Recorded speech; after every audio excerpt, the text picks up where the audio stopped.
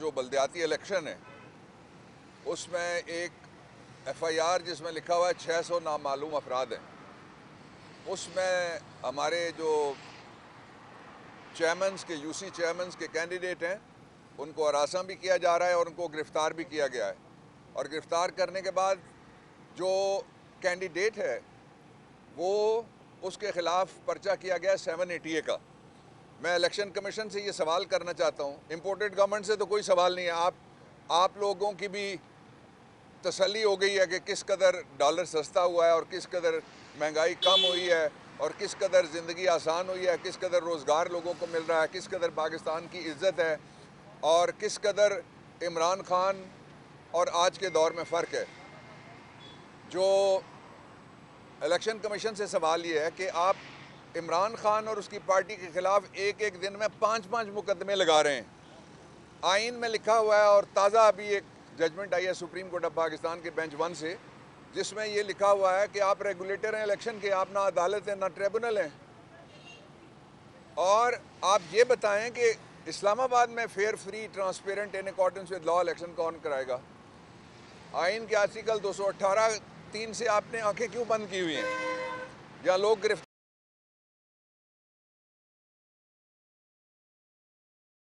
Remarks ये आए हैं कि ये इलेक्शन कैसे होगा अगर नाज़िम उनको गिरफ्तार करना शुरू कर दिया आप लोगों ने। तो हर केस में 780A लगाया जा रहा है। इमरान खान साहब के मुकदमे में 19 तारीख के लिए गई है बेल। और ख़ास बात यह है कि आज़म सवाती साहब के मुकदमे में जो जज साहब थे वही ट्रांसफ़र कर दिए गए ताकि इंसाफ के तकाजे पूरे हो सके। मैं यही कह सकता हूँ और मैं क्या कहूँ। और उसके साथ ही इस वक्त जो मुल्क की मुआशी सूरत हाल है, कुछ लोग डिफ़ॉल्ट का नाम लेते हुए डरते हैं कि जी डिफ़ॉल्ट का नाम नहीं लेना। अगर आपको इंटरनेशनल एजेंसी कहे कि PIA के पैसे दो वरना फ़्लाइटें बंद हो जाएंगी, तो डिफ़ॉल्ट है या नहीं है?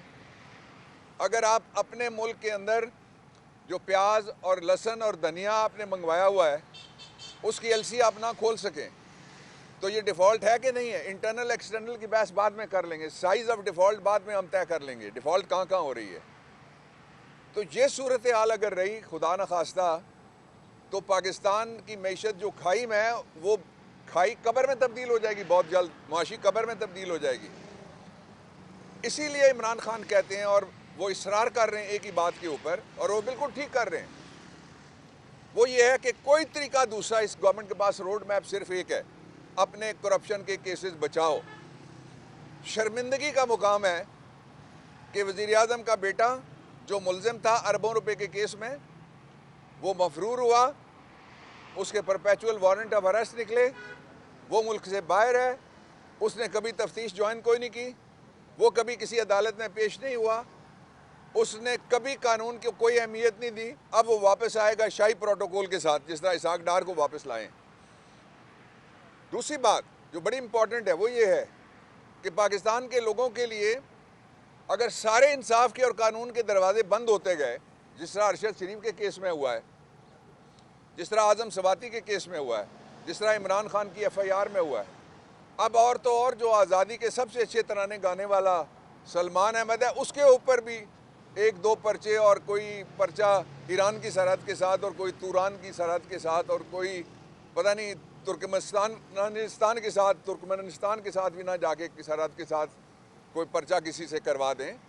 तो ये सारे के सारे जो इस वक्त एक्सरसाइज हो रही है, इस एक्सरसाइज का एक नतीजा तो वो निकालने की कोशिश कर रहे हैं, वो मैं आपको बताता हूँ। वो कहते हैं किसी तरीके से इमरान खान को डिस्क्वालीफाई कर दो। ओ भाई नहीं हो सकता ना, कानून नहीं इजाज़त देता। मैं 2 तबसरे कर देता हूँ, जो बहुत बहस हो रही है उसको ख़त्म करता हूँ। इस पर बहस ये हो रही है कि क्या इलेक्शन कमीशन डिस्क्वालीफाई कर सकता है। ताज़ा जजमेंट पढ़ लें जो वाडा केस में सुप्रीम कोर्ट ऑफ पाकिस्तान ने दी है, और उस जजमेंट का पैराग्राफ नंबर 2 और 3 पढ़ लें। उसमें वाज़ेह तौर पे लिखा हुआ है कि पोस्ट इलेक्शन जब एक दफ़ा इलेक्शन हो जाए तो इलेक्शन कमीशन के पास किसी को डिस्क्वालीफाई करने का कोई इख्तियार नहीं है। और क्यों नहीं है? आइन का आर्टिकल 225 है जिसमें ये लिखा हुआ है कि अगर कोई इलेक्शन हो जाए तो उसकी क्वालिफिकेशन डिस्क्वालिफिकेशन चैलेंज की जाएगी। इलेक्शन पिटीशन के जरिए से इलेक्शन ट्रिब्यूनल में, ट्रिब्यूनल तो फारिग हो गए ना, और फिर रीट्रेट किया है सुप्रीम कोर्ट ने कि इलेक्शन कमीशन ना कोई अदालत है और ना ही कोई ट्रिब्यूनल है। इसका दूसरा पहलू है, वो कहते हैं कि इमरान खान के ख़िलाफ़ इस्तग़ासा दायर हो गया है।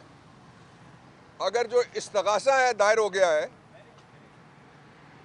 उस इस्तग़ासे में अगर कुछ होता है तो फिर यूसुफ रज़ा गिलानी के बेटे वाला इस्तग़ासा किधर गया? 100 और मुकदमे जिनमें आंखें बंद करके पड़े हुए हैं और कोशिश ये हो रही है कि किसी तरीके से जो इमरान खान है उसके ख़िलाफ़ नाअहली करवा दी जाए, यहाँ भी नहीं हो सकती। तीसरी जो कोशिश हो रही है वो ये है कि जो तोशा खाना है उसके बच्चे पैदा किए जा रहे हैं।